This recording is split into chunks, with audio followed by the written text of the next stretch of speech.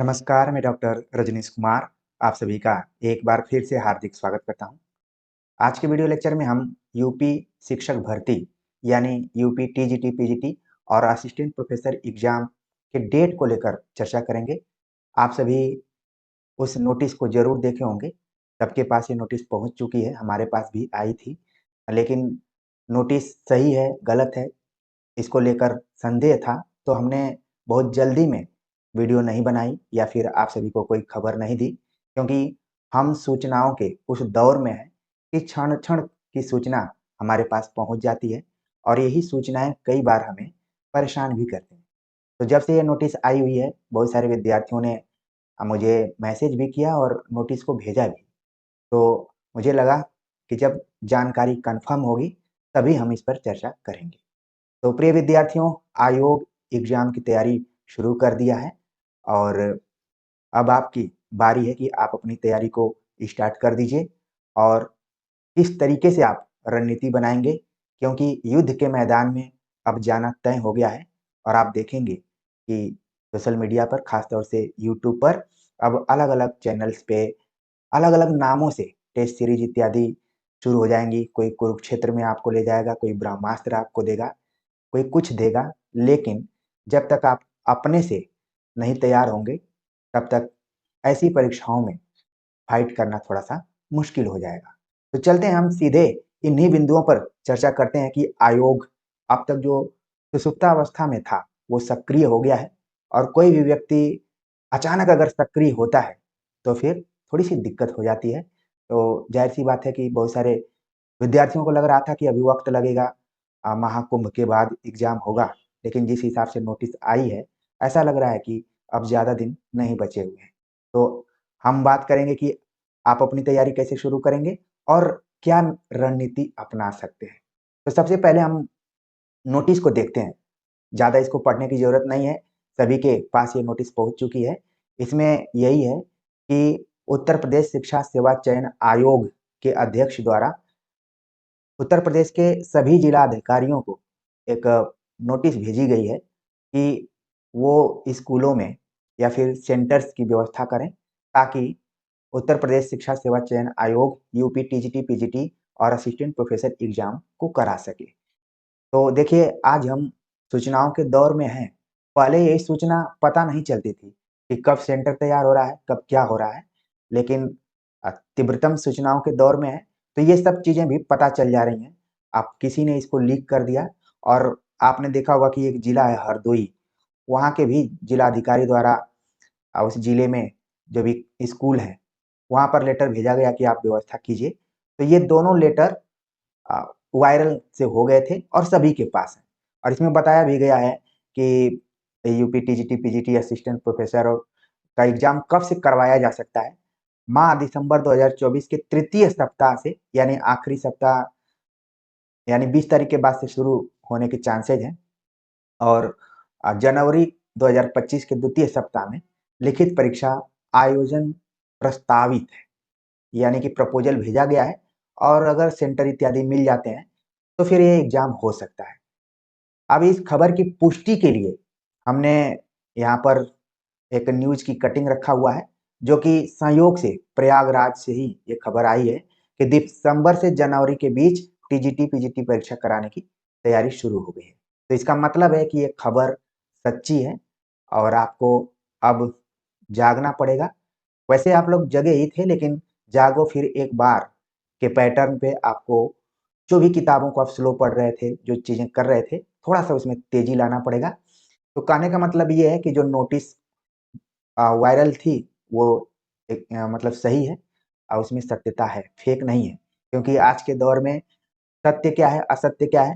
हालाँकि हम लोग पृथ्वीराज रासो की प्रामाणिकता पर संदेह कर सकते थे पहले, लेकिन आजकल जो सूचनाएँ आती हैं, पहले क्षण में उन पर विश्वास नहीं होता है कि सही है कि गलत है। फिर धीरे-धीरे, धीरे-धीरे आभास होने लगता है कि क्या है, सही है या फिर गलत है। लेकिन ये खबर एकदम से सही है। कहने का मतलब यही है कि अब आपको कमर कस लेना है। मैं न्यूज़ को पूरा नहीं पढ़ रहा हूँ, क्योंकि सारी चीज़ें आप लोग जानते हैं, ठीक है? अब हम बात करेंगे जो मेन मुद्दा है। क्योंकि मैंने पहले ही कहा कि कोई व्यक्ति अगर सुसुप्तावस्था में है और वो अचानक जग जाता है, तो जगने के बाद थोड़ी सी परेशानी तो पैदा कर ही देता है। यहाँ पर आयोग भी कुछ वैसे ही लगभग 2 साल से चीजों का गठन हो रहा था। कभी सदस्य मिल रहे थे, तो कभी अध्यक्ष मिल रहे थे, तो कभी सचिव मिल रहे थे, तो कभी परीक्षा नियंत्रक मिल रहे थे। अंततः लग रहा है कि पूरी टीम तैयार हो गई है। अब क्वेश्चन पेपर और सेंटर्स की तैयारी चल रही है। तो जो भी अभी आयोग तैयारी कर रहा है, वक्त जो लेगा और आपके पास जो वक्त बचा हुआ है, उसमें अब आप तैयार हो जाइए। तो इसके लिए आपको करना क्या है? 4-5 बिंदु हैं जिनको कि आप ध्यान में रखें। ऐसा नहीं है कि आपके दिलो-दिमाग में ये सारी चीज़ें नहीं चल रही होंगी, लेकिन आप लोग जुड़े हैं और ये जो हमारी वाणी है, इससे आप सुनना चाहते हैं कि सर कुछ बताएँ, जो कि आशीर्वाद के तौर पर है। तो हमने सोचा कि आप लोगों को थोड़ा-सा जगाने का प्रयास करूँ। आपको सबसे पहले अपना टाइम टेबल बनाना है। अभी तक जो भी आप मन के हिसाब से पढ़ रहे थे, कभी 2 घंटे पढ़ रहे थे, कभी 3 घंटे पढ़ रहे थे। अब आप कोशिश कीजिए कि 4 से 5 घंटे का एक टाइम टेबल बनाइए, ठीक है? आपको पढ़ना क्या है?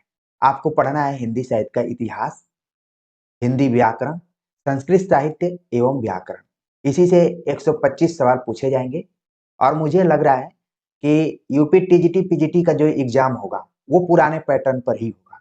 क्योंकि अभी इस तरीके का कोई नोटिफ़िकेशन भी नहीं आया है और जिस तरीके से अभी हमने आंदोलन देखा था यूपीपीएससी में जो भी नॉर्मलाइज़ेशन को लेकर हुआ था या फिर सीटिंग को लेकर हुआ था, तो ऐसा लग रहा है कि अभी जो 2022 का एग्ज़ाम जो फॉर्म भरवाया गया है, वो पुराने पैटर्न पे होगा। ये मेरा अनुमान है, ठीक है? तो आपको हिंदी साहित्य का इतिहास तैयार कर लेना है पूरा, हिंदी व्याकरण तैयार कर लेना है, संस्कृत साहित्य एवं व्याकरण पढ़ते रहना है। इसके पहले आपको सिलेबस प्रिंट करके अपने पास रखना है। हालाँकि मैंने चैनल पे सिलेबस के बारे में चर्चा की है। बहुत सारे बच्चे कमेंट्स करते हैं कहाँ है, कहाँ है? तो आप देखेंगे कि यूपी टीजीटी, पीजीटी का हमने बनाया हुआ है प्लेलिस्ट। आपको ध्यान रखना चाहिए कि जितनी भी परीक्षाओं की तैयारी यहाँ पर कराई जाती है, सबकी प्लेलिस्ट है। लेकिन आप लोग शायद प्लेलिस्ट को नहीं देख पाते हैं या फिर मैं बताने में उतना सक्षम नहीं हो पाता हूँ कि कैसे बताऊँ कि यहाँ प्लेलिस्ट है। वहाँ पर बना हुआ है, टैब 4-5 ठो बना हुआ है, उसी में एक प्लेलिस्ट का भी है, कम्युनिटी सेक्शन का भी है, वीडियोज़ का भी है, शॉर्ट्स का है, होम का है। तो इस तरीके से बना हुआ है, सब बना हुआ है। बस आपको वहाँ पर जाकर देखना है। तो सिलेबस वैसे भी आपको पीडीएफ मिल जाएगा और आप कहेंगे तो टेलीग्राम चैनल में डाल भी देंगे हम, ठीक है ना?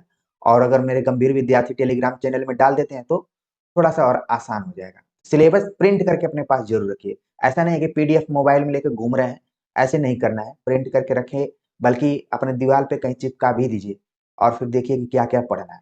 मोटे तौर पर ये तीनों चीज़ें आपको पढ़नी है, ठीक है?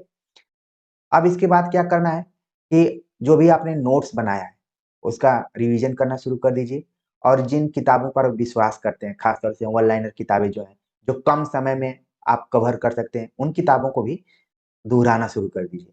प्रैक्टिस सेट के लिए इस चैनल पे प्रैक्टिस सेट आपको करवाया जाएगा, लेकिन उसके पहले जो पिछले साल के क्वेश्चन पेपर रहे, उनको आप ज़रूर एक नज़र देख लीजिए और क्वेश्चन के पैटर्न को देख लीजिए।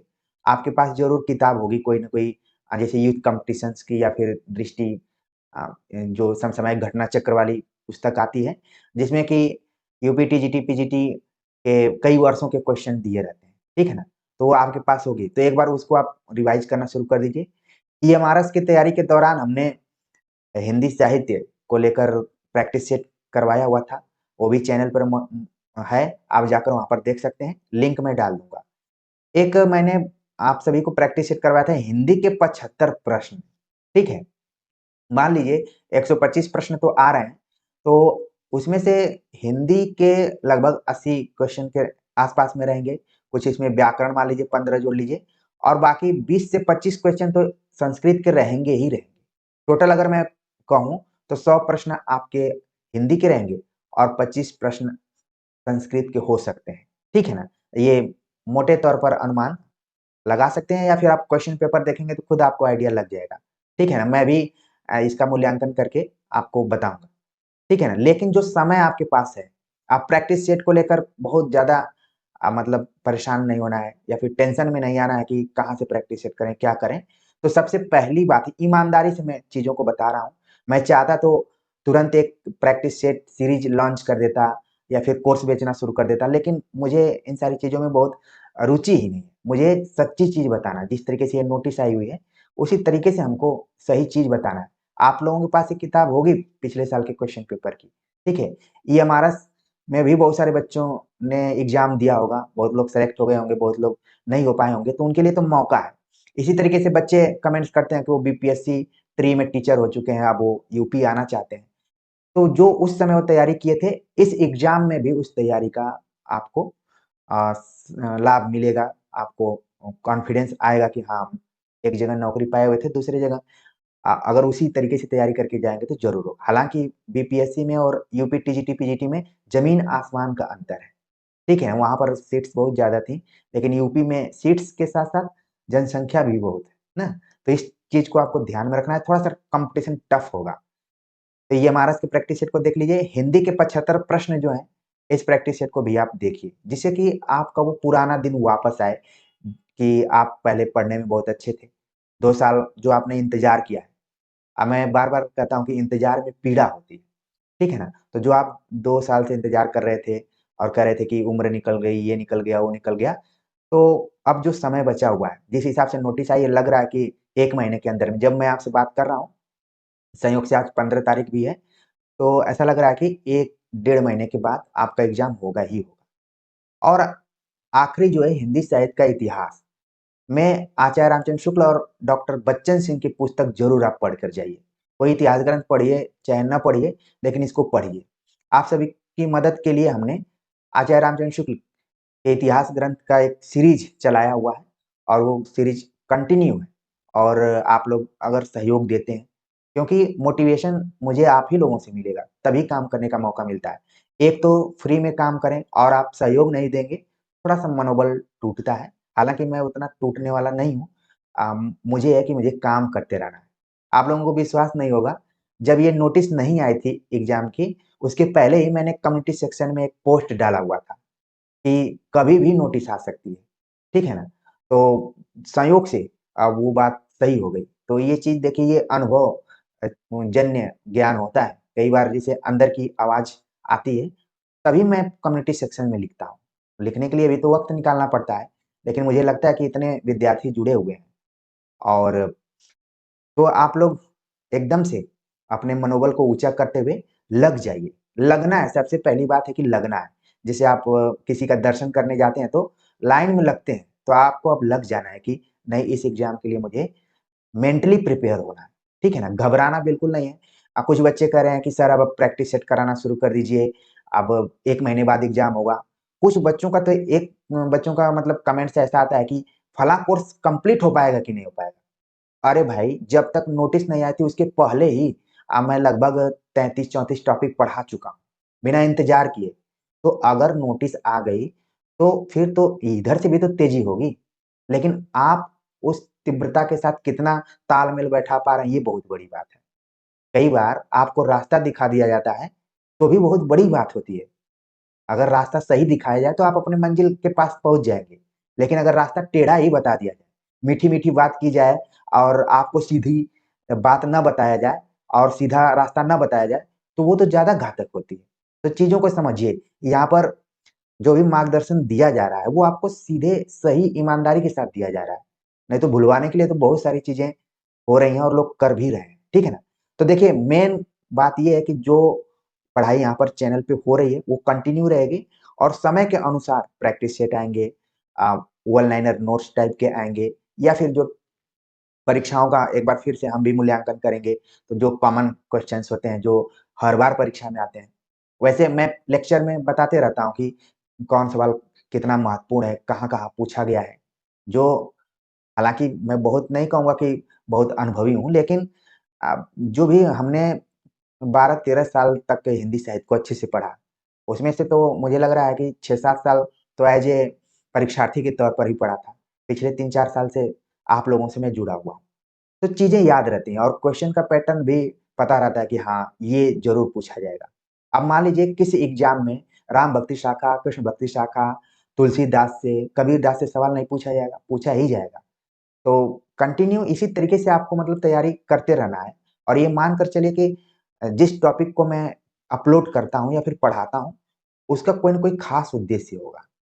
मेरा तो उद्देश्य आप जानते ही हैं कि क्या है। तो प्रिय विद्यार्थियों, बातें बहुत ज़्यादा हैं, लेकिन मैं समय ज़्यादा आप लोगों का नहीं लूँगा।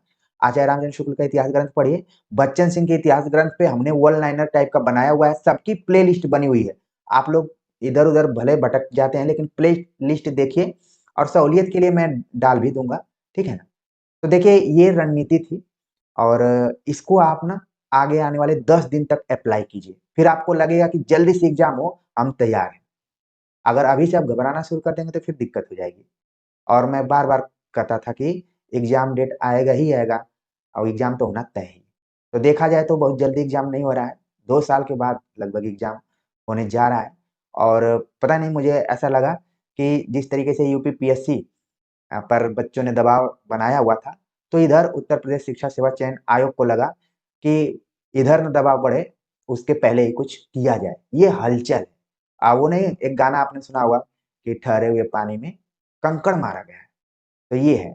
अब एग्ज़ाम दिसंबर में होगा कि जनवरी में होगा, ये निर्भर करता है सेंटर के ऊपर। क्योंकि आप जान रहे हैं कि दिसंबर और जनवरी भारतवर्ष में ऐसा महीना है, जिसको कि हम परीक्षाओं का महीना कहते हैं।